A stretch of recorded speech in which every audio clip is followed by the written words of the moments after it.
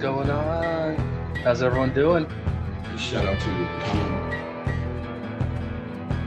Everybody else who's cool with Colin. Chunky!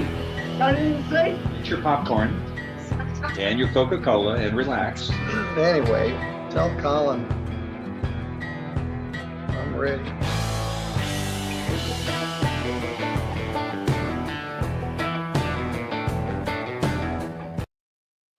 What's going on? This is Colin. How's everybody doing? I hope you're having a great day so far. Happy Friday. We made it. It's Friday. Yay. Oh man. Hope you guys had a great week. I hope you guys have great weekend plans and you have a blast. Um, yeah. You guys ready to watch some court? I've got a bunch of random stuff tonight. Court was slow today. Fridays are generally pretty slow.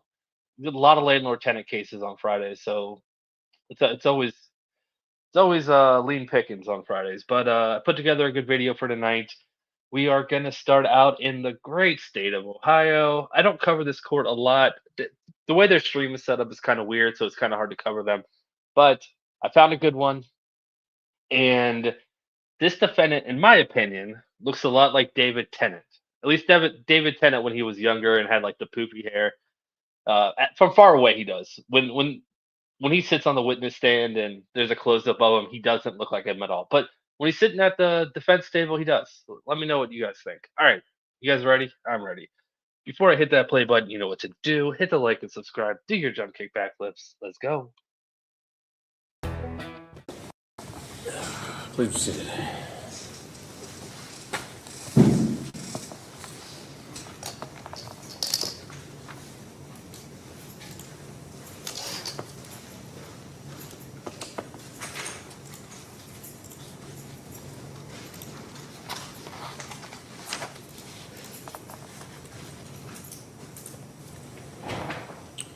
Next matter is 24 TRD 9823, State of Ohio versus Jonathan Marunich. Is that how you say that? Okay. Mr. Marunich's present without counsel. Ms. Richter's here on behalf of the City of Johnstown. We're scheduled for a trial today on a charge of a loud exhaust. Mr. Marunich, you wish to have a trial today? Yes, sir. Okay. Ms. Richter, would you Heather. like to make an opening statement? Your Honor, I waive opening. I do have a copy of the Johnstown ordinance if you need Okay, that. great, since thank this you. is- Yeah. Thank you.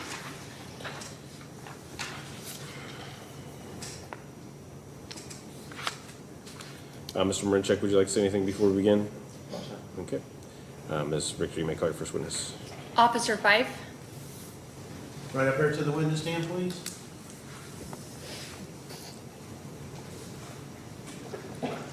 You'll see some steps off to your left. Go up those steps, remain standing, and raise your right hand. Solemnly swear or affirm the testimony you should give in this case now being heard should be the truth, the whole truth, and nothing but the truth. So help you God, or under the penalty of perjury. Yes. Have a seat. State your full name, spell your last name, Deidre Fife, F-I-F-E.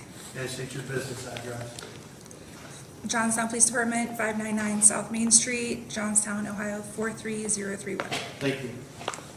May I proceed? Thank you. Officer Fife, how long have you been employed as an officer with the Johnstown Police Department? A little over 3 years. And can you briefly describe your duties and responsibilities as an officer with Johnstown Police Department?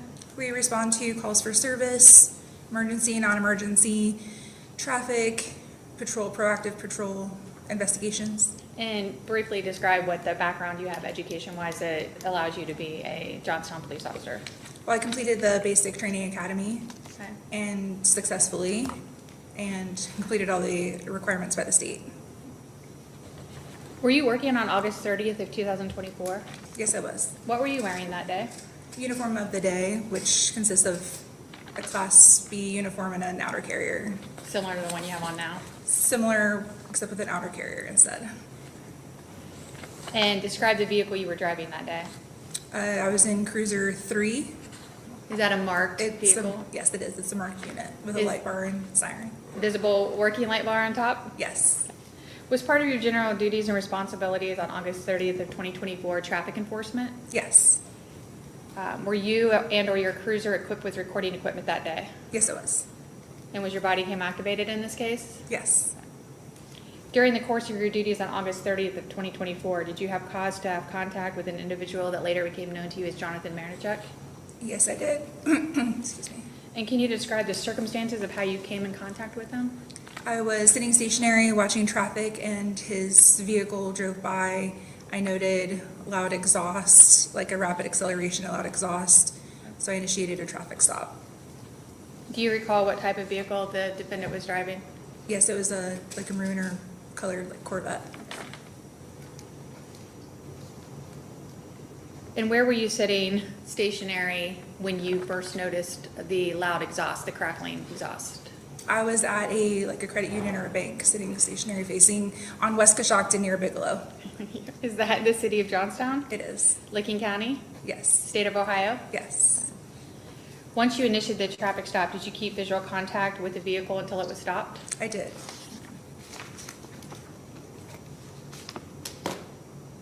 Your Honor, I'm going to play the body cam. Okay. It's been, for purposes of the record, it's been marked as State's Exhibit 1. 910 751. All right.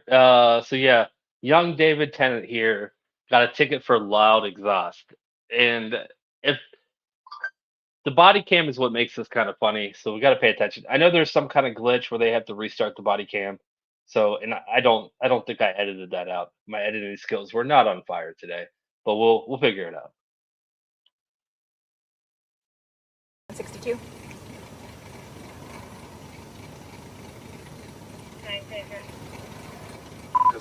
Pulled into the parking lot of 670 West Coshocton with Nora, Lincoln, Young, Frank, Adam, Nora, Sam, NLYFANS, red Corvette, occupied by at least one.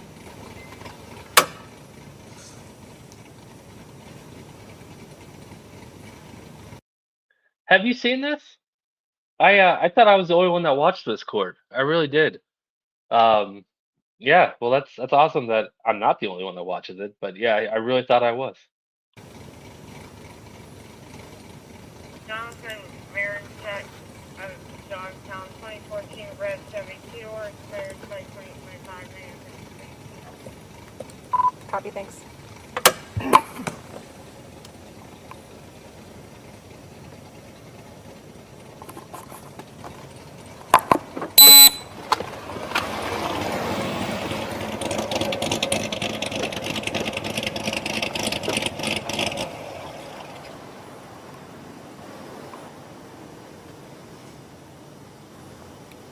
Hi there. Hello. So the reason I pulled you over is because we have an ordinance here in Johnstown, exhaust, crackling exhaust. Or you're not aware of that? Okay, that's okay. So when I was sitting right there, you like gunned it and made it crackle extra just now. Well, you did it yesterday twice. I just gave it gas. I didn't like go Okay. full. Well, we have an ordinance for crackling exhaust. Do you have your license and proof of insurance, please? Yeah. Great, thank you. Insurance on it. Okay, great.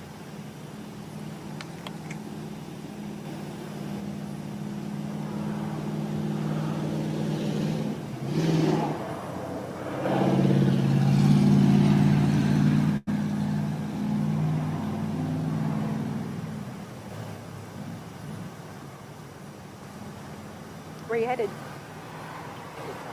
What's that? Into town, Columbus. Into Columbus? Where are you coming from, home? Where is my insurance? That'll take me a second to find it. Well, I'll let you look for that, and I'll be back in a few minutes, okay?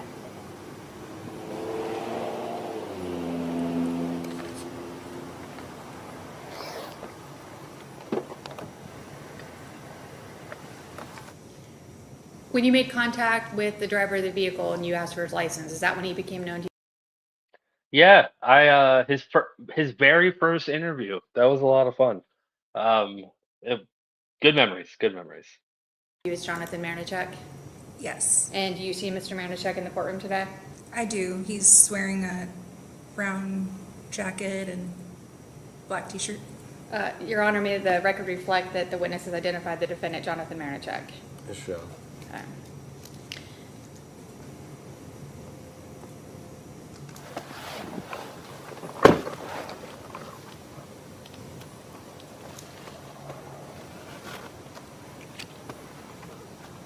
At this point in time, what are you doing in Officer 5? I'm preparing to write a citation For what?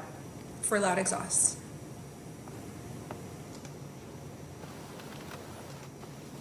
Your Honor, just for ease of time, I'm gonna fast forward to the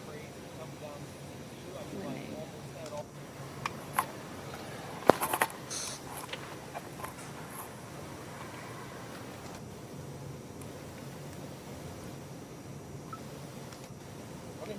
No, I'm not talking to, I'm just saying he's like, well, this is important. I'm like, Your Honor, I apologize, but I think when I tried to fast forward it, I unsynced the video. All right, I think this is where they have technical difficulties for the next couple minutes. I'm gonna let it play for another minute, but I'm gonna have to fast forward a few minutes. I'm pretty sure. Heather, thank you so much for the 15 months. The OG member. Thank you so much, Heather. I appreciate it. Thanks for hanging out with us tonight.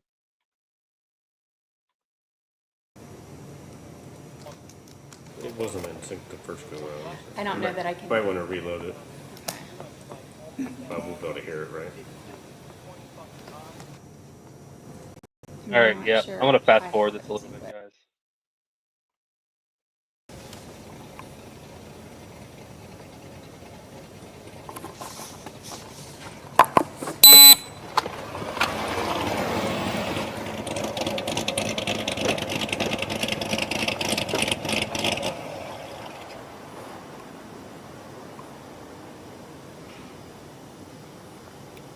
hi there. Hello.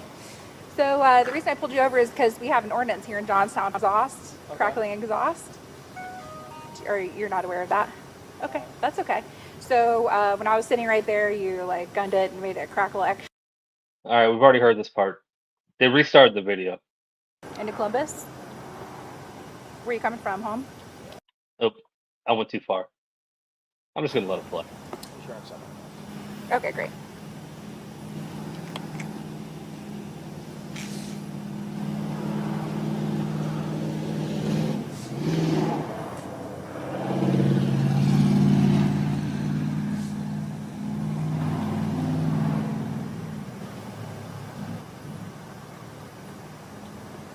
Where you headed? What's that? Into town, Columbus. Into Columbus? Where you coming from, home? Where is my insurance? Might take me a second to find it. Well, I'll let you look for that, and I'll be back in a few minutes, okay?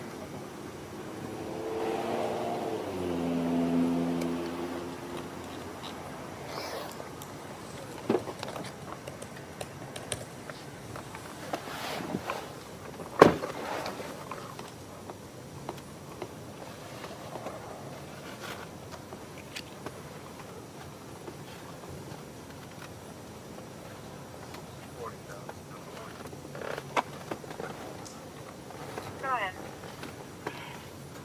We'll be relocating from 5 to 6 near starting over the county. 2209.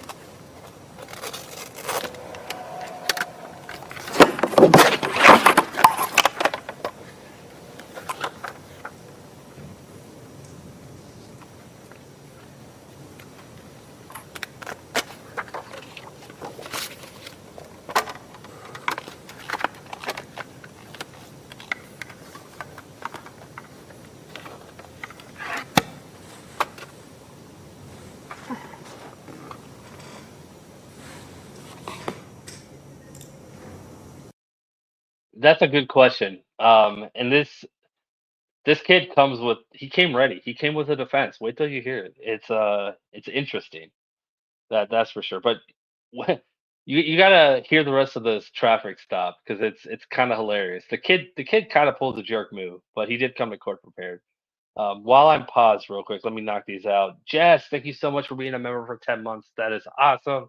Thank you so much, Jess. And Sharky Wit, a new member. Thank you for joining the family, Sharky. I appreciate it. That is awesome. Thank you to both of you.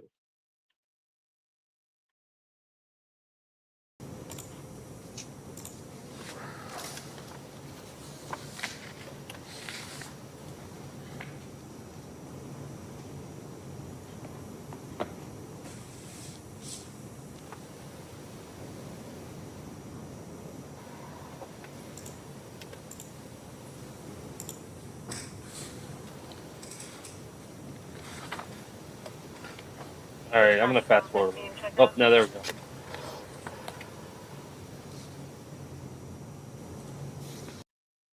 Evelyn would match.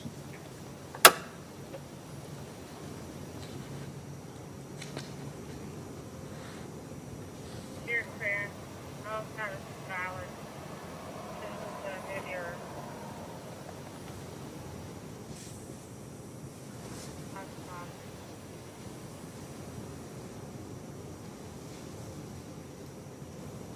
Dispatch has been updated. Oh, this is what's going on. She can't fast forward the video because the last time she fast forwarded, it froze. So when she's in her car getting this guy's information, there's so much dead time. Hold on.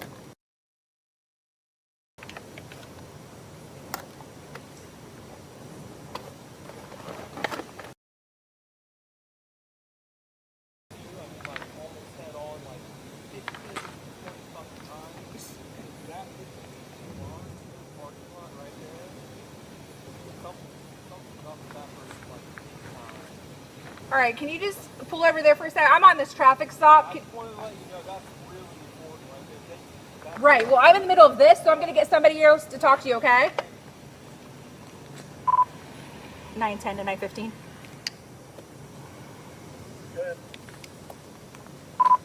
Can you come down to my traffic stop and talk to this other dude in your truck?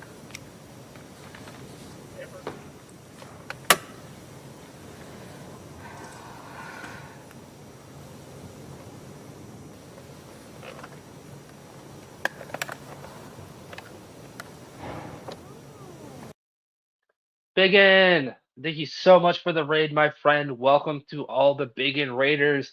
You guys haven't missed much yet. This is the beginning of the hearing. This is it's a traffic ticket for a crackling exhaust.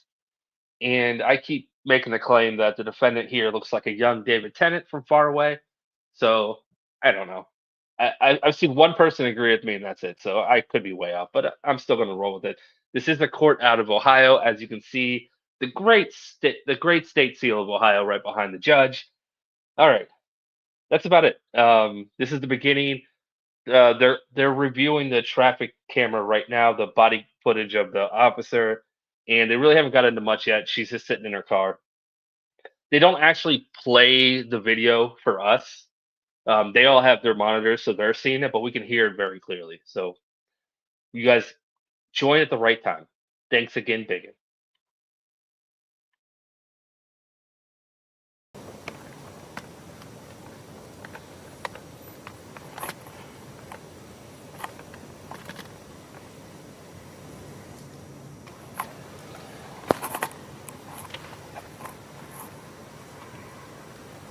Dispatch has been updated.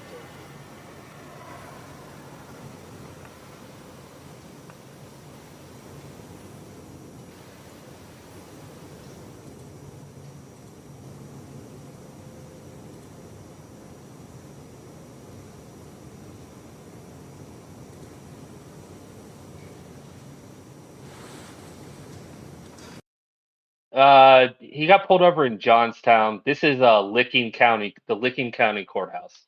So Johnstown is right outside of Columbus. It is, I'm trying to remember. It's north of Columbus. I think it might be slightly northeast of Columbus. It's in between Columbus and Cleveland.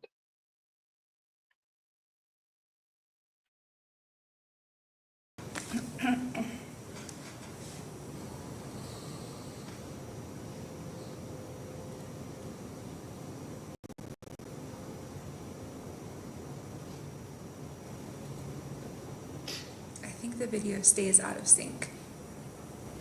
I don't know that I can fast forward it. Oh, okay. That's a problem. I tried earlier. Oh, okay, sorry.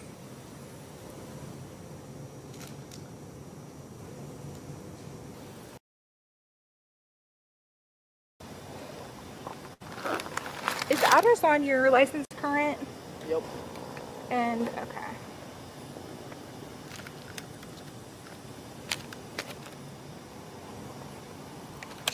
And what's your phone number?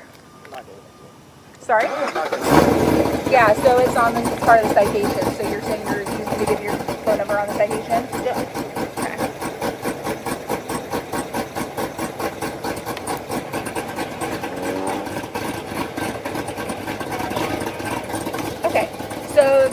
this is your information, your vehicle, let's see here,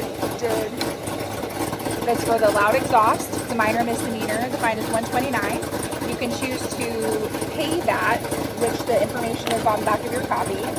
And then if you want to contest it, you can come to court, which will be the 9th of September at 6:30 p.m. So like I was saying, the 9th of September at 6:30 p.m. in the Mayor's Court in Johnstown, yes, here in our Mayor's Court, 599 South Main Street. Okay? So what's a loud exhaust? That makes no fucking sense. So do you hear this right now? Yeah. And then when you hit the gas and it makes that crackling, It doesn't crack. loud. It doesn't crack. Okay, do it. So that's loud exhaust. How is that loud exhaust? That's a normal car. It's a sports car. This is a loud exhaust. So if you want to contest it, you can. So what's the ordinance? What's considered loud? Is there a decibel meter? Is there like what? Is it just you say, oh, it's loud? So like I said, if you'd like to contest this, you can totally come to court again on the 9th of September at 6:30 p.m. if you'd like to contest that and fight it out in court. 9th of September? Yep, September 9th, 6:30 p.m. See you there. So if you sign right there, it's not an admission of guilt. It's that I explained that, and I'm going to just give me the. I don't give a shit. I just gotta go. So actually, okay. I'll be there. Hopefully, you'll be there because this is ridiculous. I can't even drive a car. Their phone number is on the back of your citation. If you cannot make your court date and you know that, then I'd call the clerk and reschedule your date. Okay. All right. Do you want your license back? Good night.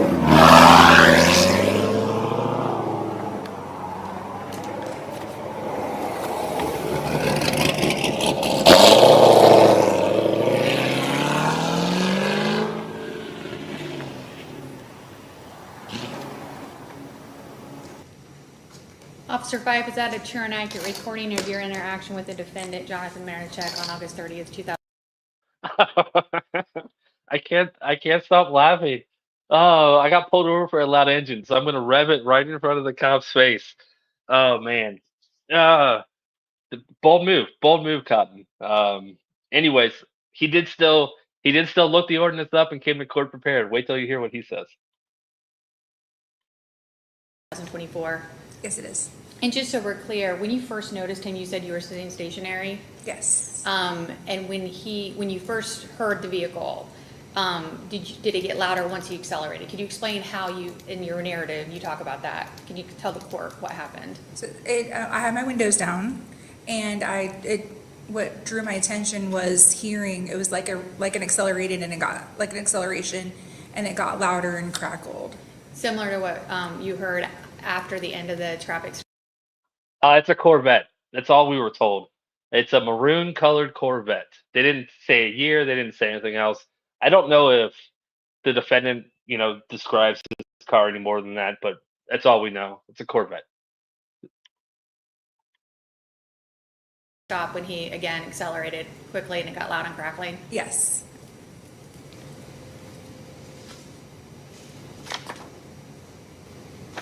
I have nothing further, Your Honor.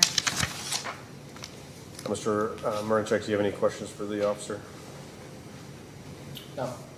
You may step down. Your Honor, no other evidence except for to seek to admit Exhibit 1.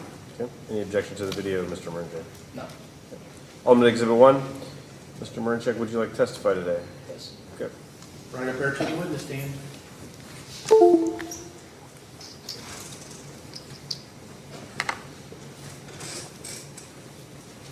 Remain standing, raise your right hand. Do you solemnly swear or affirm the testimony you should give in this case now being heard should be the truth, the whole truth, and nothing but the truth, so help you God, or under penalty of perjury?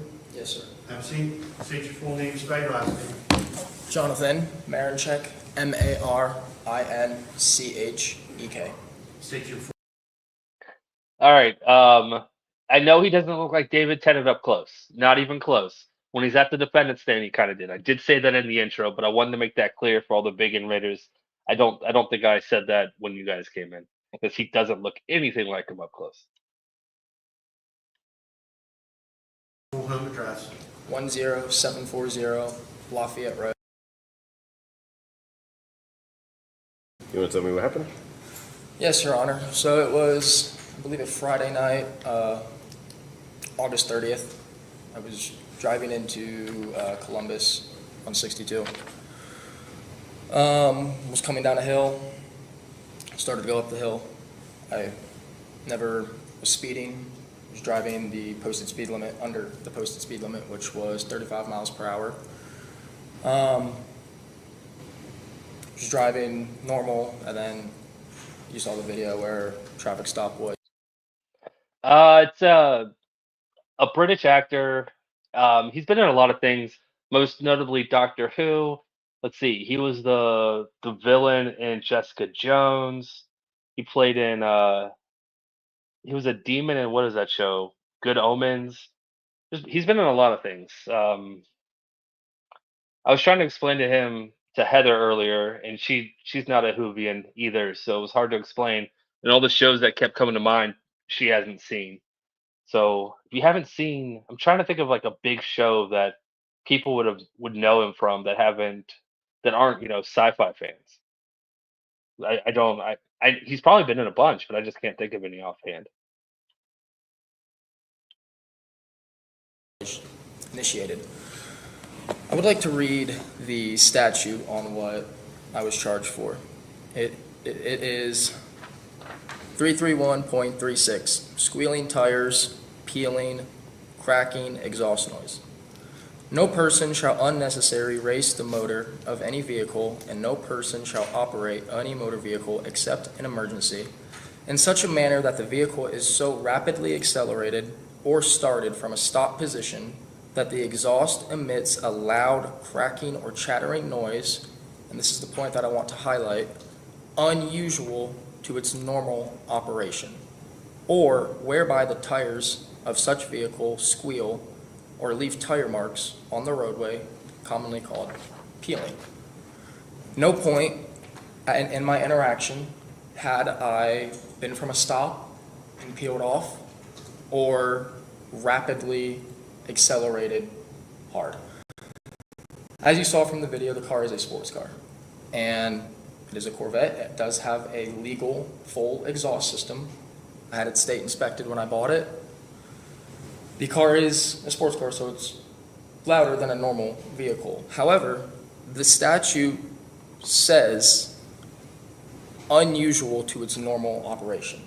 During the entire encounter, I was operating the vehicle normal. And wasn't rapidly accelerating, wasn't squealing tires. It was normal. Okay. Anything else you'd like to testify about today? No, that's it. Ms. Richter, any questions? No, Your Honor. Okay. You may step down.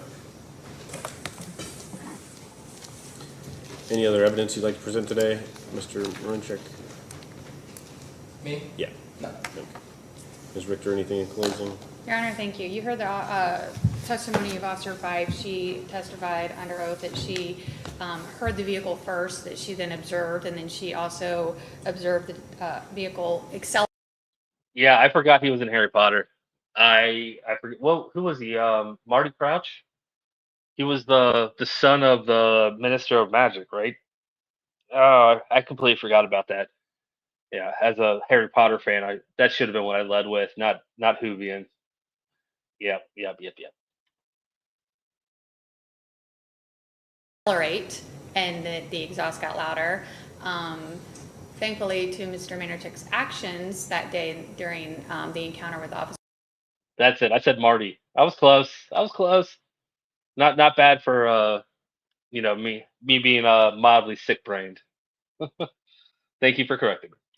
You hear that when he does accelerate, that the exhaust gets louder, even though it is a loud exhaust, it gets louder than when he is accelerating. We believe that we proved the case beyond a reasonable doubt, and we'd ask you to find the defendant guilty. Okay, so there's several elements in this ordinance. I think the first is that rapidly accelerating or started from a stop position. So obviously he wasn't stopped according to the testimony. Or there was no testimony to that, right? So Just the contrary. I like you even more because you have the privilege of watching or reading for the first time. I highly suggest reading the books before watching the movies. The movies did a good job, but as always, the books are always going to be better. So I would read the books. experience it for the first time, and then you can say thank you to me for recommending it, which I'm sure 1,000 people has already told you to do what I just told you though. Thank you for the super chat though. Also, real quick, we got a new member. Shell, thank you so much for becoming a new member. I appreciate it. Welcome to the family. Thank you so much, Shell. Okay, let's finish this one up. We're almost finished with this.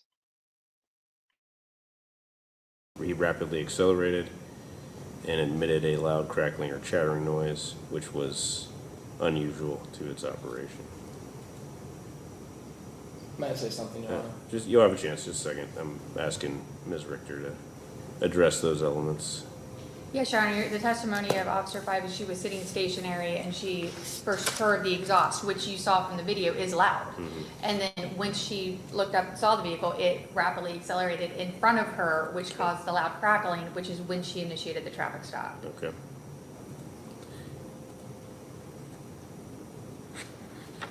And as to the unusual to its normal operation? Well, you heard the exhaust is loud, but when you got an example of it, even though that's not what she observed, when you saw, you see it gets louder when he, again, accelerated out of the parking lot. Okay. Quite angrily. All right. Thank you, Mr. Marunich. Yeah, well, they're trying to say it rapidly accelerated. Simply not true at all. If I were to rapidly accelerate that vehicle, I would be way over the speed limit, and I would be here for a different charge. I drove the car in its normal occupancy.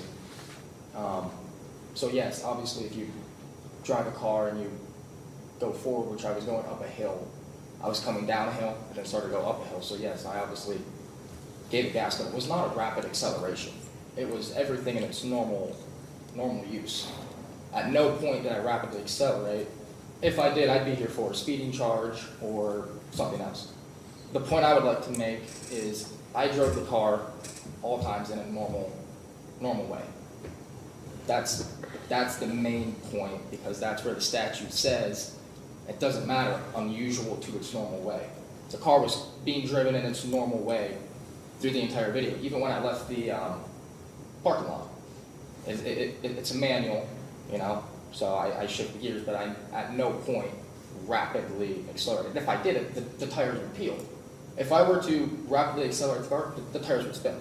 No point in the video shows that. I was driving the car in its normal way. Thank you.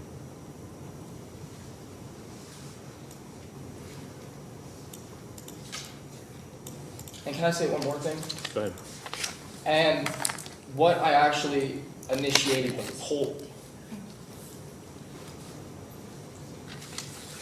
What I initiated the pullover for, do they have video of that, of what the initial pullover was for?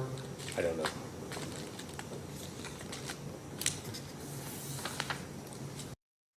All right. I agree with this. I agree with the kid. I don't think. I mean, it was loud. Yeah, I don't think it was abnormally loud.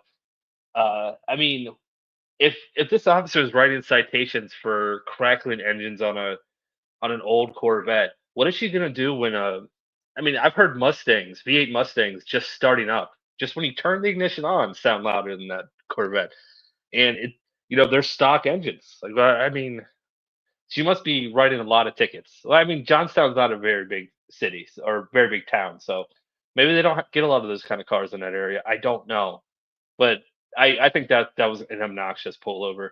And another good point by the kid when he said if he was rapidly accelerating in a Corvette, he would be there for a speeding ticket and loud engine probably. But yeah, that's not the case. He wasn't speeding. That another great point. He like I said, he came prepared.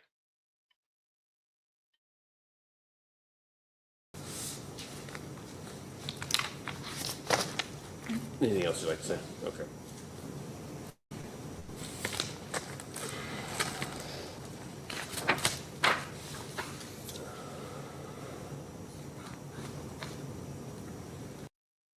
My neighbor, when I was growing up, had a 5-liter, a 5.0 Mustang, and I heard it every time he started, and I loved it. It was a cool car. No one ever complained about it. It was his car, and every time he started it up, it was like, oh, there he goes. I don't know. I guess we grew up different. I don't know.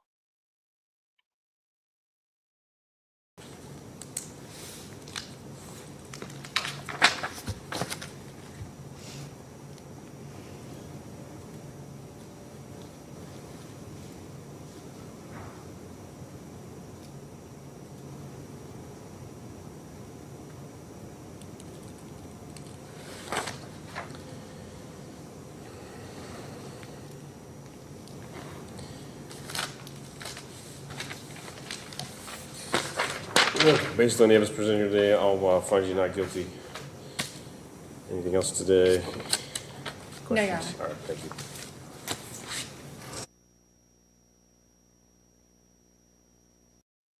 Just like that. Just like that. I love when a judge is straight to the point. I'm just gonna find it not committed. All right, bye, and that's it.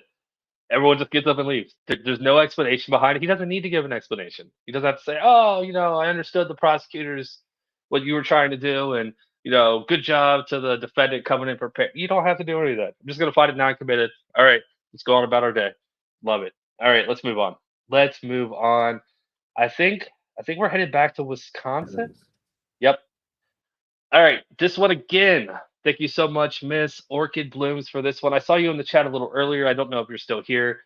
This is a weird one, and I'm starting to really like this court. This is we're getting some weirdos out here. All right, let's go. Okay, we'll call the case of the state versus Glenn, Washington. It's case number 24 CM 1962. Appearances, please. ABA Sister DeMarco for the state. Here standing order to the defender's office on behalf of Mr. Washington, who appears by video from the Dane County Jail. I can advise the court that I have a copy of the complaint. I waive reading this complaint is. This is Madison, Wisconsin. I think we decided that last night. It's what is it, Dane County? Miss Orchid Blooms is here. She sent me this. I think it's Dane County. Dane County, which is Madison. Yes. Yep. Here we go. Okay. It pertains to two misdemeanor matters on the finding of probable cause by the court. We stand mute. Ask court to enter pleas of not guilty. All right, thank you. And we are here on return of a bench warrant. It looks like it got issued by Judge Kondar after a missed status conference or pretrial conference on October 31st. Mr. Woodard, I understand because of the Zoom dynamics here, you perhaps haven't had a chance to speak with Mr. Washington. I will talk to him now, though, Your Honor. I don't have a problem with that. Yeah, and so Mr. Washington, I also want to make sure you can hear us okay. Maybe we can get you unmuted so that we can confirm that part. Yeah, can you hear us okay, Mr. Washington? Yes, sir. Okay. And you wouldn't want to talk about what happened in the case, but if you have some information about what happened with this court date, I think that would be useful. I'm disabled and I get cab rides. So my cab ride was set up to bring me to court. When they didn't show up to pick me up at the Beacon, I called the cab and they said they had the wrong date. So when I called down into the county jail to try to reschedule, they said if I could make it here by 12 o'clock, they wouldn't put out a warrant. But in order for me to order a cab, I got to call 24 hours in advance. So I couldn't do that. I would have to set it up for the next day. So all right. I couldn't make it. And then I just started keeping my doctor's appointments. And I just been going to doctor's appointments. And I haven't made court. I mean, I'm not trying to be sarcastic, but obviously there were a lot of next days since Halloween. Yeah, no, I'm saying they said they put the warrant out because I couldn't make it I couldn't make it at 12 o'clock that day that I missed court. They said if I didn't make it by 12 o'clock that day, they was gonna put the warrant out. So I just went with the warrant. Okay, so you're just kind of laying low and hoping not to get picked up on. But not just that, I was just I've been keeping my doctor's appointment. They set doctor's appointment so far in advance, Your Honor. When doctor's appointments start hitting, I just start keeping my doctor's appointment because I've been waiting so long, like to get my motor wheelchair, to get my hernia surgery. They set the visits out so far in advance. I figured I might as well just try to keep my appointment since they was coming up. All right, and Mr. Washington, since we have you here, looks like we're using the Beacon as an address for you. Is that still the best one to use? Yeah, that's my address. I'm homeless. Yep, that's fine. Just checking. Attorney DeMarco, any position on bail? Hi, Commissioner appreciate the additional information from the defendant. The state is going to be making a recommendation that the court increase bail in this case to $150 cash bail with these same conditions. On that basis, I do realize that the defendant is disabled and does have some mobility issues, but I do want to make the record that he was released in signature bond on this case on August 27th of 2024. He did miss court on Halloween. The court actually gave him an opportunity to avoid a warrant altogether and pick up notice in hand in person by noon the next day. He did not do so, as he's acknowledged, so a bench warrant was then issued a few days later, and it was only served yesterday. I realize this is a misdemeanor case. Sometimes that's the approach individuals elect to take, but nevertheless, it does pose a risk of future appearances when someone does not clear up their outstanding warrants despite knowing that they exist for several months, and does cause clogs to the court's docket as well. So I'm asking for a modest cash bail to reflect the record that he unfortunately has not thus far been able to attend all his court dates when cash bail has not been stated. All right, thank you, Mr. Wood. Thank you. Hold tight, Mr. Washington. I got a question for you. Okay, What is your health like? What issues do you have about your health, sir? my health is decreasing. I'm debilitated. I'm immobile. I just would ask that I could be given one more opportunity. I just went to the doctor's last Wednesday, and they sized me up for another scooter or a mobilized wheelchair that will help me get around much more better. I won't have to depend on no cab. I could come here from the Beacon in a motorized wheelchair or scooter. I would only ask you to reinstate my bond, Your Honor, because Wednesday I got to go back to Middleton. I'm scheduled to meet with the guy that approved the motorized scooter. If I miss that appointment, I probably have to wait another 5-6 months to get a motorized scooter, and then I'm still disabled and can't even walk. I'm in a wheelchair now. Let me slow you up for a minute. And before you get a scooter, how are you getting around? How are you getting around now? Well, I had a manual. Tell me how you get around. We want to know, how do you get around? Do you have to use a cane? Do you have somebody take you or what? I'm finna answer that. I got a manual wheelchair that I've been using, but it's been hurting my shoulders and my muscles so bad. I get a cab. I get a cab through iCare. iCare is my insurance. They pay for me a cab. A lot of times they get the information mixed up because the way I speak, I guess I speak fast, or they don't understand what I'm saying, and they just put anything in the computer, and I don't know the cab ain't coming until the day of the certain appointments, and the cab just don't show up. I be thinking the whole time. Slow down for a minute. Let me make a statement to the court. I think the court, at least I believe, as well as the DA, may have a better understanding of your situation. I'm going to ask for a second chance, if you will, Your Honor, in light of the nature of this charge, which is 2 misdemeanor matters. One of them is a 30-day misdemeanor possession. The other is a disorderly conduct, 90 days. And in light of the fact that he's had issues of getting around, and it looks like that's going to change, that he's indicated now he's going to be getting an up-to-date piece of work to get him around. It's going to be automotive. I think we can ask respectfully, Your Honor, for a second chance and to reinstate his signature bond. And then Attorney DeMarco, I should give you an opportunity to reply. I appreciate that very much. All right, thank you. Well, the state's argument is essentially he was given the opportunity to make it right within that day or a day after, and just kind of chose to ignore the situation until getting arrested on the warrant. That's it's a fair observation, and it's one that certainly supports a cash bail recommendation.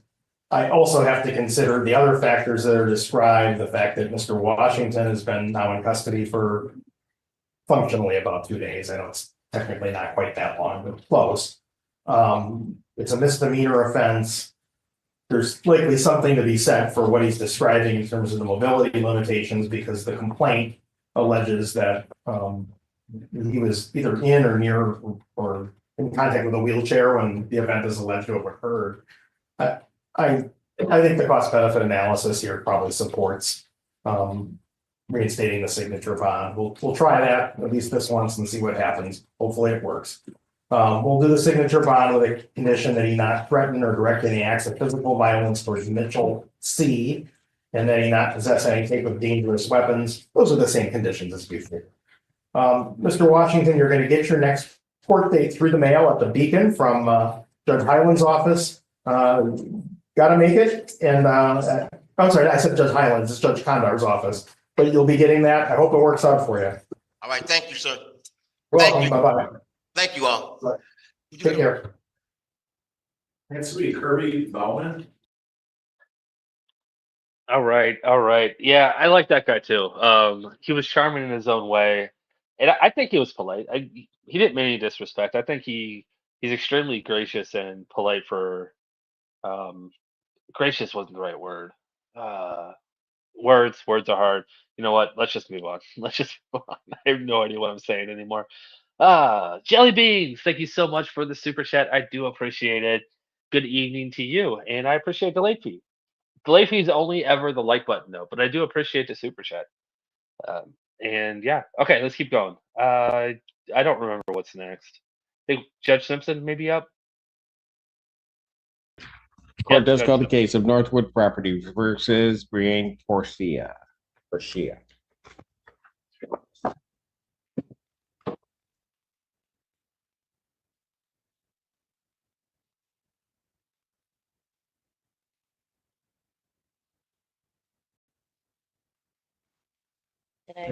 Good afternoon, Your Honor. Edward Drukes on behalf of plaintiff.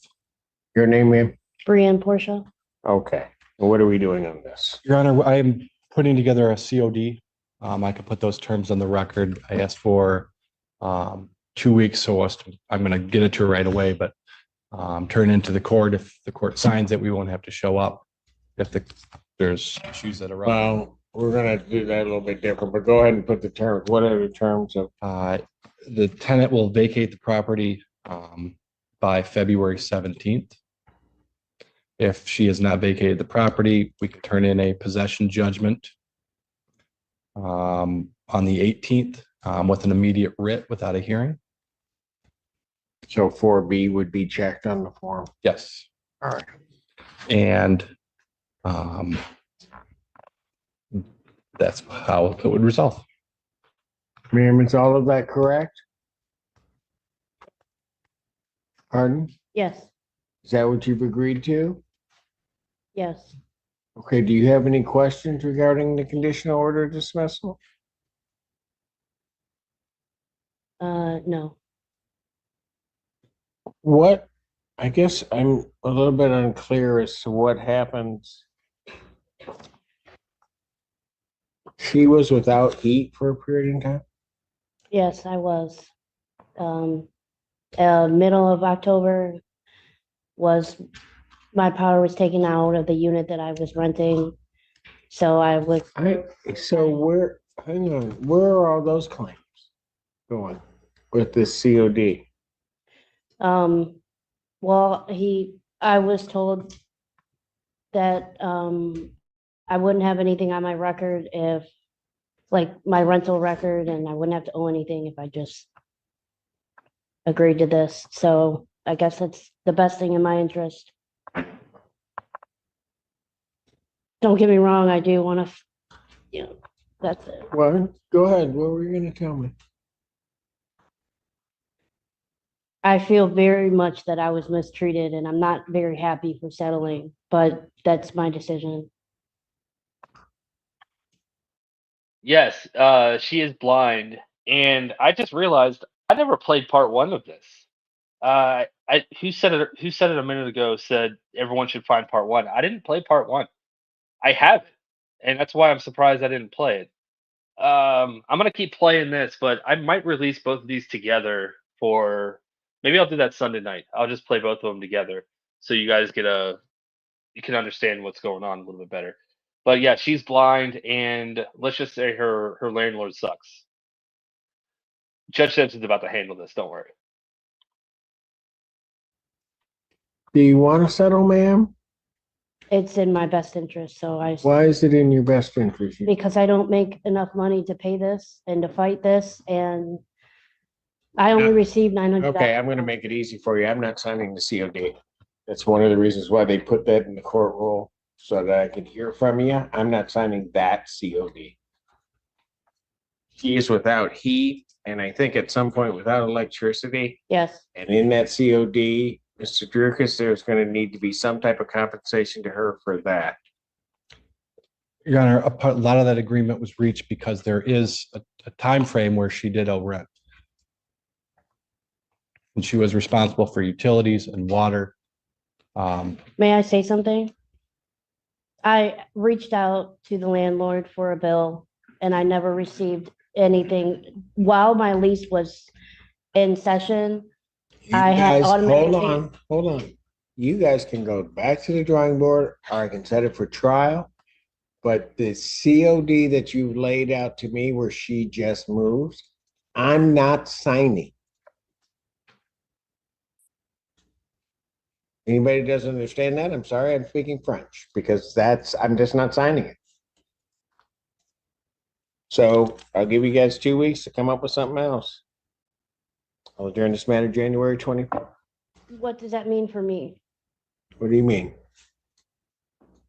What's it mean? Do I still go back to the apartment or? Have you been going back there? I don't have anywhere else to go. What time is this stuff? 3 p.m. It's 24, 2025 at 3 p.m. Ma'am, you go back to that apartment. And I'm just going to tell you the way I tell everybody. You don't move until I tell you got to move. Yes, sir. That's the way it works. Yes, sir. Thank you. We'll see you in a couple weeks. Thank you, sir. Thank you. Manchester apartment. All right. Okay. So yeah, I will get part 1 and I will put them together. Maybe I'll just wait till part 3 comes out and I'll just put them all 3 together. So then everyone can be on the same page and we can all watch it like a story. It can unfold right in front of our eyes. That might be the better way to do it. Okay. I think we're moving on to the last case of the evening. This is actually a little bit longer one. I didn't realize. Calling this case video- number. All right. Yep. This is the last one. Oh man. Is this that long? Yeah. This one's like 25 minutes. All right. Buckle in. We've got a long hearing. This is Judge Meineke. Judge Meineke is he's a judge in a lot of specialty courts. He does Operation Drive. He's got a sobriety court. He's got like some kind of specialized probation for, I don't know. He does a lot of specialty things and he does a great job. He's a very passionate judge. He's very passionate and compassionate for his defendants. Okay. I just felt like I had to say that before we started this hearing. This lady comes off as a bit of a Karen. She explains herself a little bit. Anyways, that's what I'm gonna say is the intro. Let's go. Oh, I got some. Yeah, OCAT. The OC. OCAT. I'm not even gonna try to say that word. Something ology. O-ology cat. You got a jury notice. That is awesome. I don't know why the angry face. That is awesome. I got the moment I moved to this apartment, not the moment, when I moved to where I'm at now from Cincinnati, I did all the change of address things, updated my driver's license with the DMV. Within, I think it was a month, I got I got jury summons. Not even living here for a month, and I was already serving on a jury. It was fun though. I got to see 2 DUI cases. So hopefully you have fun. Hopefully you get picked. Also, Michelle took a brief nap, picked up my server's like, oh, I'm sorry to hear that. I'm sorry to hear that. You've just been having rough day after rough day. Hopefully it gets better. Thank you so much for the super chat, though. I do appreciate it. Okay, let's get into this. 23-01-501, People versus Amber Weston. Good morning, Your Honor. Marunich, PB Health Police Department. Ms. Weston, if you can state your name, please.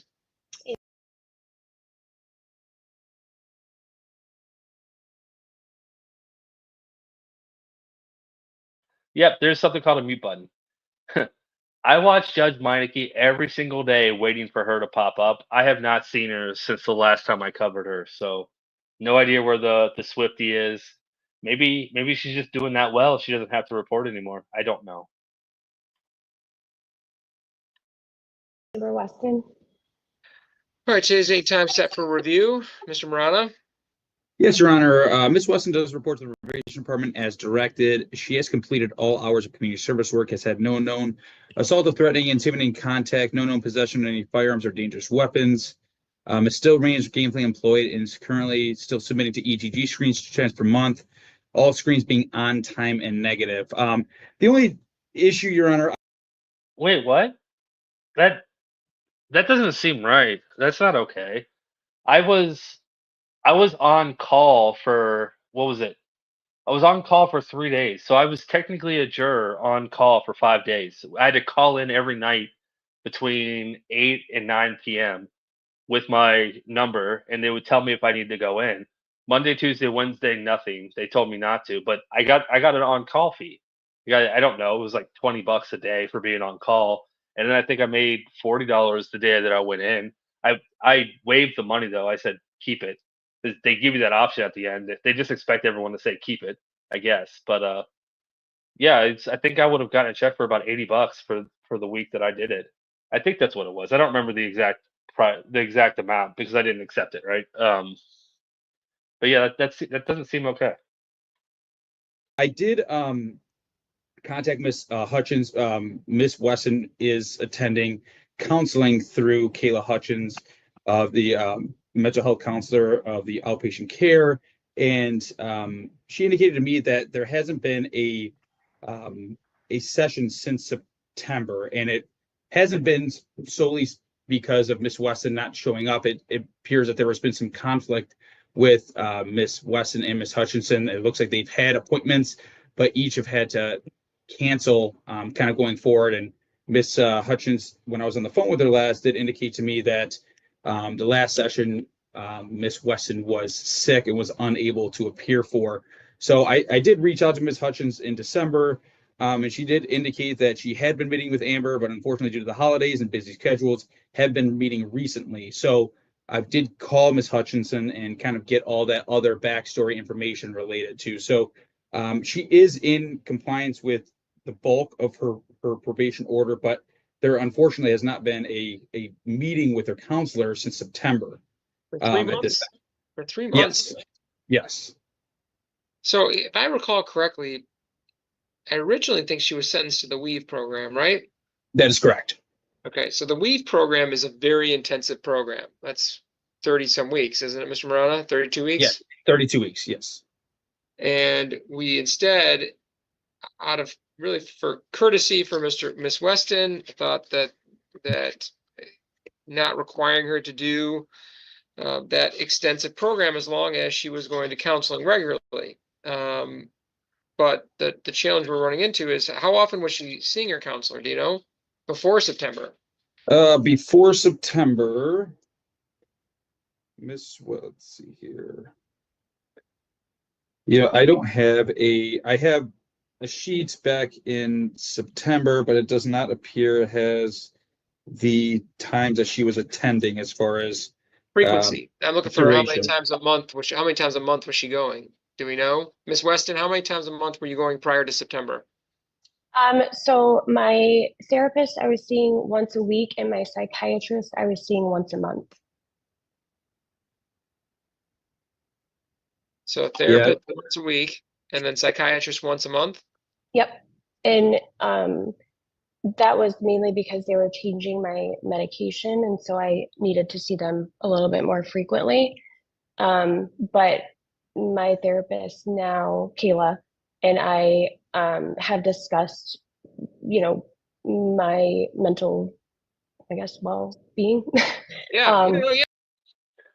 Well, this is a review hearing, and she filed a motion to end probation early.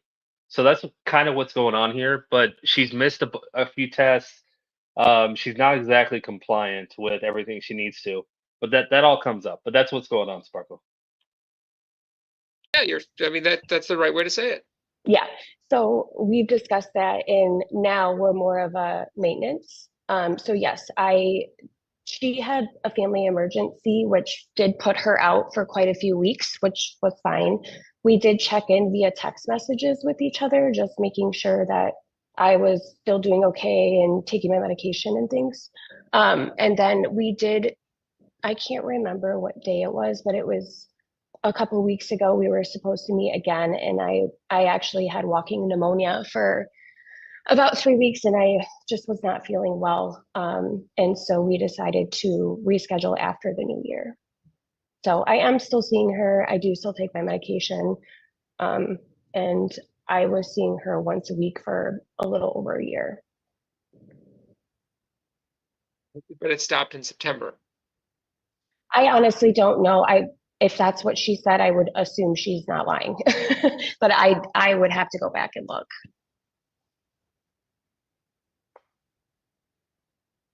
Okay. So, Mr. Marana, what's the recommendation for today? Probation at this time is recommending to continue supervision as previously ordered and re-engage with counseling sessions with Ms. Hutchinson as directed, and to adjourn this review. I know this was kind of a early motion to review for a discharge, but seeing as the court pointed out, as far as having the WE program suspended and having the counseling being the primary source of the rehabilitation process to the supervision, I would be asking to adjourn just to get re-engaged with counseling. Ms. Weston. Okay, I'm sorry, that is insane. How many weeks is the WE program again? I'm sorry. There's 32 weeks. Okay, so for the last, let's see, August to September, so that's 13 months, I was seeing a counselor once a week. And from August of last year until roughly June, I was seeing a psychiatrist once a month. I've had my medication regulated. I take 2 different medications. I have seen her regularly. I have done everything on my probation, literally everything. I am now starting an internship. I can't be on probation. Like, literally, this is going to cost me, I mean, I'm what, 60,000 back now in student loans. If I don't start my internship on Monday, I can't start for a whole nother semester, which is not until fall, because then we have summer. So you're setting back my livelihood. No, Mr. Weston. So let's make sure we walk through this accurately. Okay. This whole process, all right, we are here. We are going through this whole thing because of decisions that you made. Well, I did enter a no contest due to protection of my kids and myself. So I understand I waived a right to a lot of things. I get that. And that is why I have followed everything. So the fact that I was sick and my counselor had a family emergency, and then it was the holidays, and now we're rescheduling for 2 weeks from now. So all of this effort and all of this work that I've put in since August of 2023, let alone my schooling, my grad schooling, the time that I've spent doing everything. So I cannot still be on probation and start my internship. I put this in writing to Mr. Morano. I don't understand why I would still be requested to be on probation when I have done everything needed. So let's walk through this, because Ms. Weston, this is his recommendation. Ultimately, it's up to me, but you have to remember that again, you are receiving a tremendous benefit by getting a case dismissed. So this court is responsible. And I would like to also point out that this was a deal that was also worked out with the prosecutor. All right, the prosecutor is the one that's moving to dismiss it. This wasn't a plea that was taken under 769-4A, where it's ultimately up to the court whether or not the case gets dismissed. There needs to be a completion satisfactory also to the prosecutor that made the deal as well, that you've completed all terms. Now, I would also point out, Ms. Weston, that if I recall correctly, Mr. Murata, we had a violation in May. So that it's not was a misunderstanding, because I was told I couldn't test anywhere else. And then when we had our meeting, I have not had any. And the violation, I never tested positive for anything. Ever. Ms. Weston.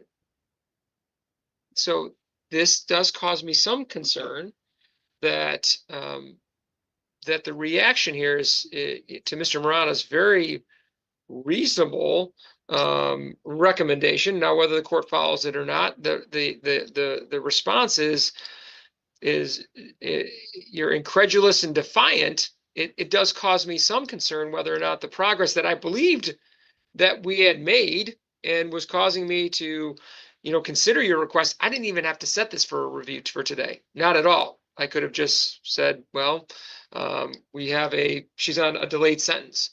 Ms. Weston, you're not on probation.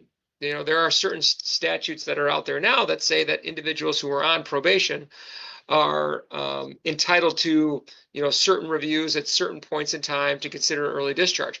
You're not on probation. You're on a delayed sentence. All right. Now it looks and feels like a probation, but it's a delayed sentence, meaning that you're going to receive a benefit that many others don't receive at the end of their probation. Most people, when they finish probation, they don't get their case dismissed. A delayed sentence allows you that freedom so that you can get a case dismissed. Now, all of these things, all these different accommodations, these things that you're asking of, I'm willing to hear that. But I guess I'm a little frustrated that you can't at least see why there would be some concern that someone who was ordered to do counseling has not been in counseling for 90 days. And we're just recently hearing about this. So, Mr. Marana, did Ms. Weston tell you before that she hadn't been in counseling for 90 days? So looking back at our hearing worksheets, November the 4th, Ms. Weston indicates still attending, and then asking for proof. And then in September, still attending, and then PO advised we need proof, emailed PO, emailed counselor. Unfortunately, there were times where I was asking, I just didn't get that. And it appears why I think maybe Miss Weston was saying that is because there probably were standing appointments that were just canceled, because that's what Miss Hutchinson ultimately kind of indicated to me, that there were these busy times where just conflicts happened. So she did indicate at each one of her appointments that she was still attending, but I just don't know if that was kind of a deviation or just that there was these standing appointments that were just ultimately canceled at the end of it. So I have been in contact with, she's my therapist. I've been in contact with her at least every month, if not a couple times a month, either via text message or via phone call, even if we didn't have a specific meeting together, which again, I don't have it in front of me the last time, but if she said September, then that's what I'm going to go with. And like I said, I am still doing everything that I am supposed to be doing. And because initially it was her family emergency, which took her out for quite some time, like 4 to 6 weeks. And just because she's out doesn't mean I'm not in therapy. It doesn't mean that I'm not going to counseling or that I'm just stopping everything. So when is your next appointment scheduled with her? Let me look. My internship literally starts on Monday, and that is why I'm full panic right now, because I'm being blindsided.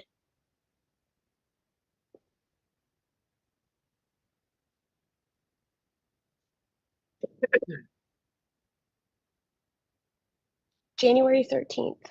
Okay, so help me understand now, Ms. Weston. Help me understand what is the conflict with your internship.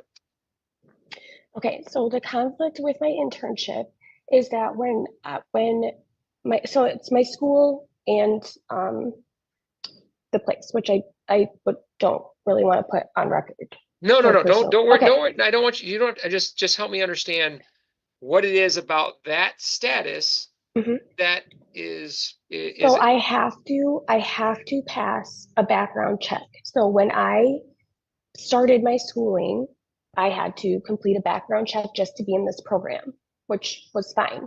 It wasn't a problem. And then that is part of the reason why my attorney and the prosecutors and why everything.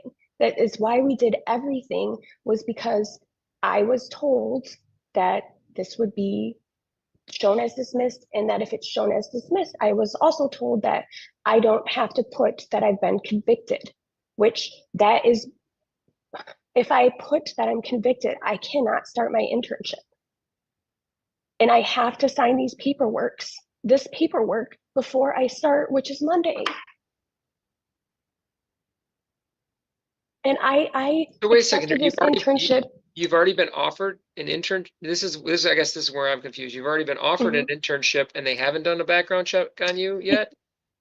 Correct, because it's a agreement between my school, and so it's an agreement between my school and this counseling center. So they sign the paperwork, they get me onboarded. And the last step, which I told this to Mr. Moreno in October, was that I have to complete and pass a background check before I can start. My start date is Monday. I asked for a court date in December, which I wasn't given, and I understand you said you didn't even have to do this one, but I'm just pleading my case to you because I have completed everything by October so that it would give me enough time to meet with you and get it, closed, I guess. I don't really know the right term, but completed. And so that's why I completed all my terms and everything in October. Well, actually, I think it was the end of September. And I emailed Mr. Moreno and said I've done everything. And if that one program would have been only 32 weeks, I've done way more than 32 weeks of counseling, like way more, and probably have made way more progress than I would have in a group or whatever that other. Danny, you're not the first person to bring that to my attention. I can try. Let's see. I'm gonna have to find out a lot of more information though. What county, what courthouse would be amazing. But I can try. No promises though. Yeah, I'll just leave it at that. Setting is. The hard part for me is I just don't. I'm having a hard time understanding because I have not heard of a situation where they wouldn't have done a background check in advance. So I did a background check when I started my program. That was a requirement to be accepted into the program. So I did already do one. I have to do a new one now that I'm starting my internship. That's just part of the requirement. Do you have verification of any of these things, Mr. Marana? I don't want to put the locations on the record. I agree with Ms. Weston on that.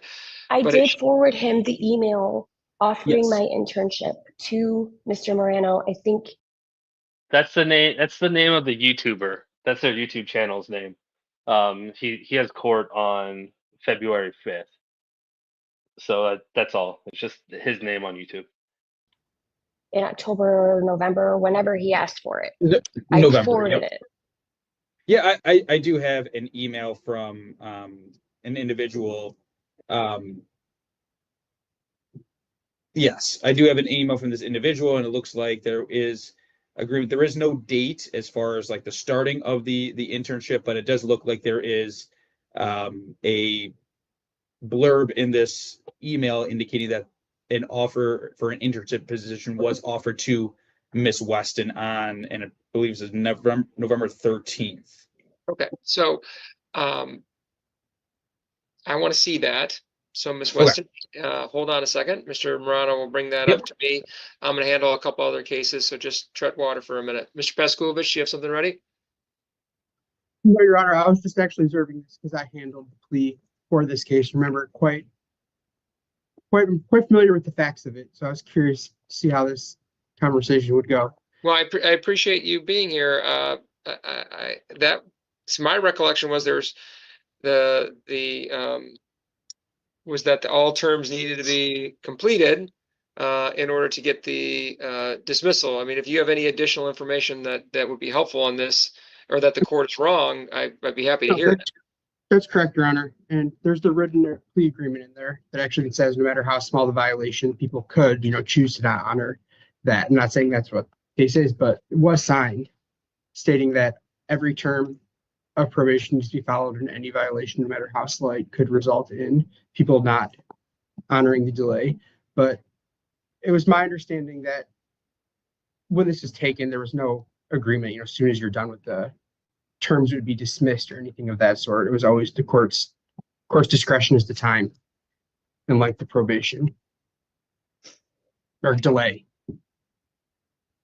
So I'm Ms. Weston, despite the sort of the stance and defiance that I'm seeing from you today, which sort of flies in the face that there's been, the kind of progress that I'm looking for.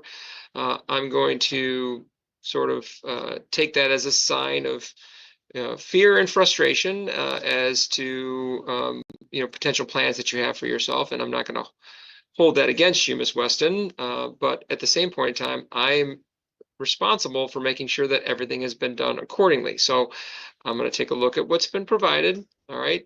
And you have to recognize that one of the key, I think, things that I needed you to learn from this whole experience is that there are things in this life that you can control and there are things that you can't control. And because of actions that were taken, you agreed, and I'm taking a look at this plea agreement. I do have a copy of that, Mr. Peskovich, and I'm glad that you brought this up. And it indicates that the charge during the delayed sentence, defendant must comply with all terms and conditions, including but not limited to regularly testing for alcohol, completing anger management course, regularly attending counseling, and not purchasing or possessing any firearms. And defendant understands that any violation of the terms of pretrial release or probation relieves the people of their obligation under the plea agreement. You violated your probation in May, and the plea agreement stayed. It stayed. So that was like, there are accommodations and opportunities that have been given to you, Ms. Weston. So, that I'm seeing a real lack of appreciation for the opportunity here. The prosecutor didn't have to do any of this. The court didn't have to participate in any of this. And so I'm ready to concede that there has been a lot of work that you've done here. But what I'm getting frustrated is that there seems to be some lack of recognition that it's not the court that sought you out. Okay. No, the court I understand didn't that. want you to have to come under its supervision. You came under the court's supervision. So just wait. Fortunately, you found yourself in a situation here where this court tries very hard to see beyond sort of the initial frustrations and reactions and get down to the business of, okay, what has she done?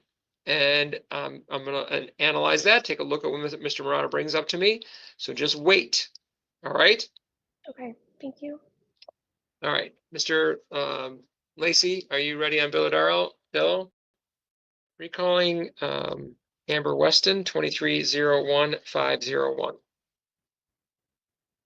All right, again, Your Honor, Marunich from the Probation Department. All right, Ms. Weston. All right, are you there? Okay, you just have to unmute. So let's walk through this. Okay, so Miss Weston is requesting this court to consider her for an early discharge. And Mr. Murata has indicated that we are without counseling for the past 3 months. And there are good explanations for it, but it is something that the court anticipated that she would have complied with and completed would be that that level of counseling.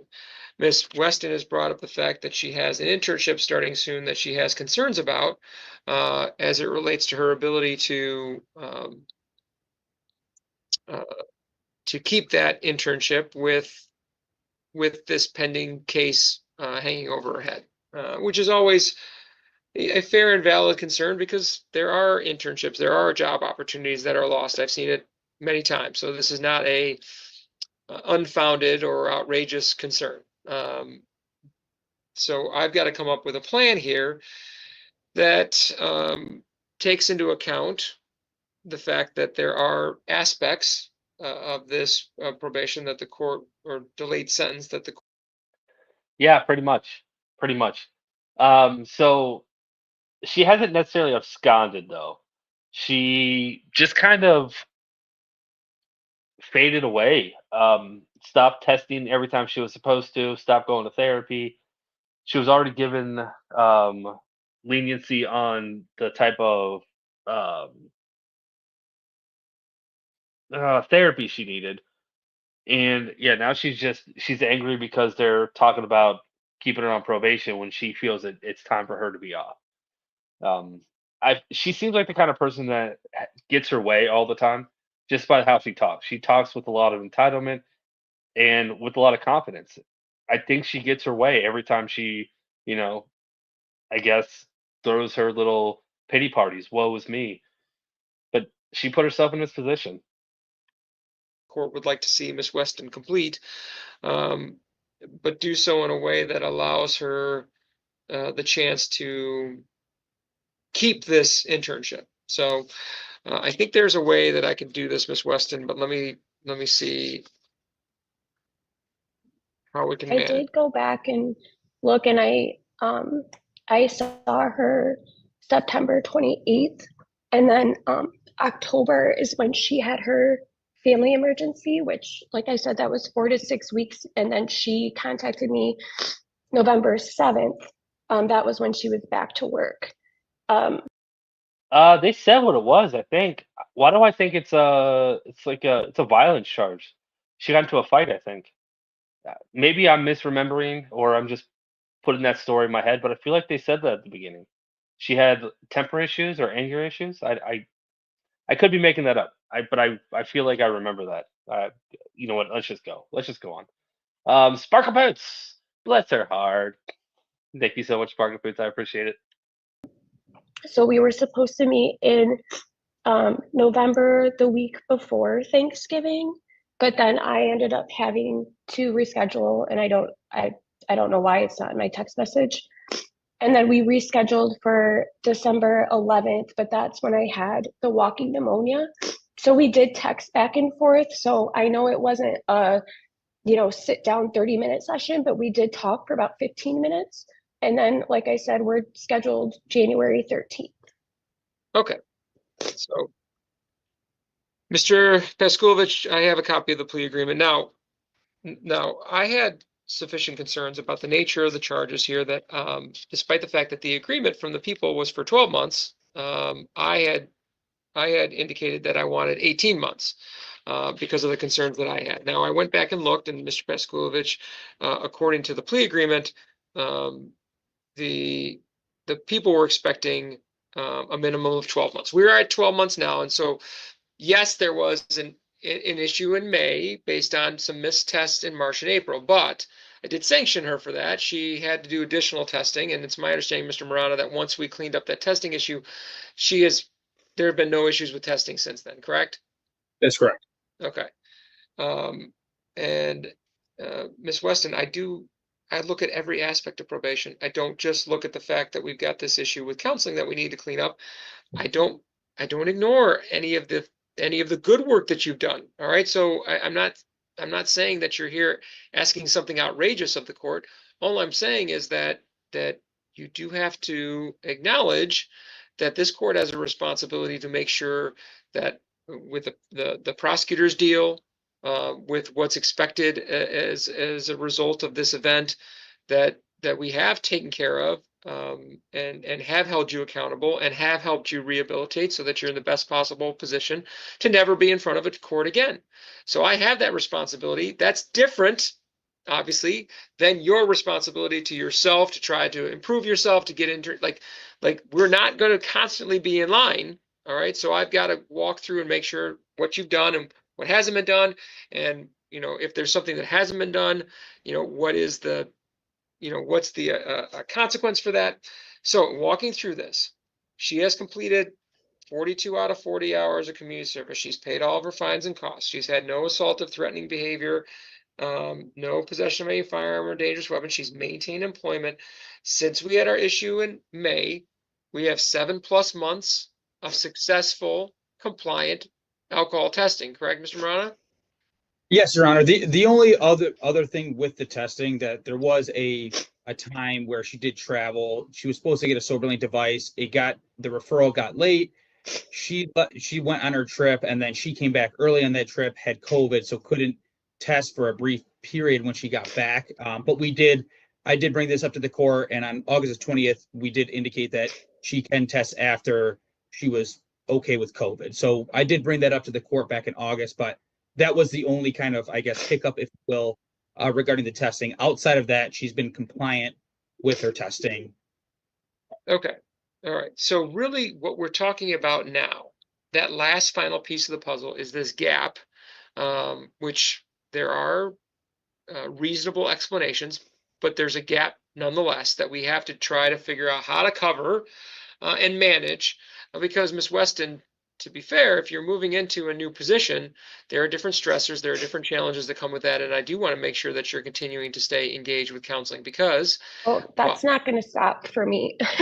I understand that, but so Ms. Weston, that's a key component of all of this. So I actually think there is a way, having done this for a while, where both sides can be, I think, satisfied with the ultimate outcome. Both the community, the prosecutor, the probation department, and the court, and Ms. Weston. And so here's how this works, Ms. Weston. That final piece, you owe me 3 months of good, solid counseling. Mr. Marano's recommendation is not outrageous. All right, it's fair. But if we kept her on probation, it is also fair that is a risk, because I looked at her criminal record, and right now it still would maintain that she's on a delayed sentence, and someone could read that, and that would be a problem for Ms. Weston. It's there. It's quite different than seeing a dismissal. Okay, and so her concerns on this are not unfounded. But I can, and I'm willing to do this, Ms. Weston. But this only works if you follow through. Because if you don't, this status that I will give you, you can lose it. All right. And so what the court's going to do is, as of today, Mr. Marano, I'm going to do basically your recommendation in a world that works with Ms. Weston's obvious issues. Okay, with employment, I'll discharge her with improvement and dismiss it with 771. Today's 12 months, Mr. Peskovich. Today's 12 months. All right. So the 12-month agreement has been, as long as the counseling piece is done, is satisfied. So this discharge, this dismissal is contingent. All right. It only becomes fixed and firm if you go to once a month counseling and get at minimum once a month counseling, which sounds like you're already going to do anyway, and get proof to Mr. Marano by April 4th of 2025. So like if someone runs your record, you are discharged as of today. All right. The case is dismissed as of today. But if we don't get those pieces, all right, this case gets reinstated. You go back on probation. It goes back on your record. Okay. So you could legitimately say as of today, it's dismissed. But you have a final piece that you have to follow through on. What Mr. Marano is asking for is appropriate, is necessary. I have to have it. Okay. You can't give me 3 months of counseling in 24 hours. Okay. No. If this is on your record, you probably will lose that internship. I don't disagree with you on that. Okay. So I can legitimately discharge you with sort of a trap door there. If you don't give us those 3 months, we'll issue a show cause. You'll come back in here, and the court reserves the right to put you back on delayed sentence and put this back on your record. So, Ms. Weston, you're going to have to follow through on what Mr. Marano recommended, because I do think that's the final piece of the puzzle. The only other caveat to that is that if there's any new criminal charges in the next 3 months, that's also something that would cause this all to go back in play. So drug testing, all that, alcohol testing, all that's done. You don't have to report to Mr. Marano anymore. You are, for all intents and purposes, off of probation today, as long as in the next 3 months you keep doing the counseling you just told me you were going to do anyway, and you don't pick up any new criminal offenses. Mr. Paskovich, I feel as if it really covers us for those last 3 months, because to be fair to Ms. Weston, there were things outside of her control regarding her counselor, and that's fine. All right. And I can acknowledge that. All right. But Ms. Weston, I hope you can also see there was still tasks that needed to be done. And I have made special accommodation here for you, Ms. Weston. So by April 4th, that's the first Friday. That's the first Friday in April. Okay. So Go to counseling in January and February and March. Get that stuff to Mr. Marana. No new criminal offenses. And then what we do today stays. Because what's happening today is discharge, dismissal. You do those things, it stays. You remain in that status forever. If we don't hear from you by April 4th, or you pick up a new criminal charge, bringing you back in here, and this glorious opportunity, Miss Weston, is gone. All right? Thank you. You have to continue to work on that, Miss Weston. Obviously, even today should show you that, yes, there has been great progress. You have made some significant improvements, but there are still gaps. And with the things that you're trying to do in life, the internships that you have, the goals that you have, I do think you could, especially with you know what you've battled and what you've tried to maintain, you could have a lot of credibility when you work with somebody because you've been where they've been and you've done what they've done, but you and you work through and you can show them there's a path out. But what you also need to do is say, listen, I don't have it all figured out yet. I still have to. I hope on January 13th you talk with your counselor about how you reacted today.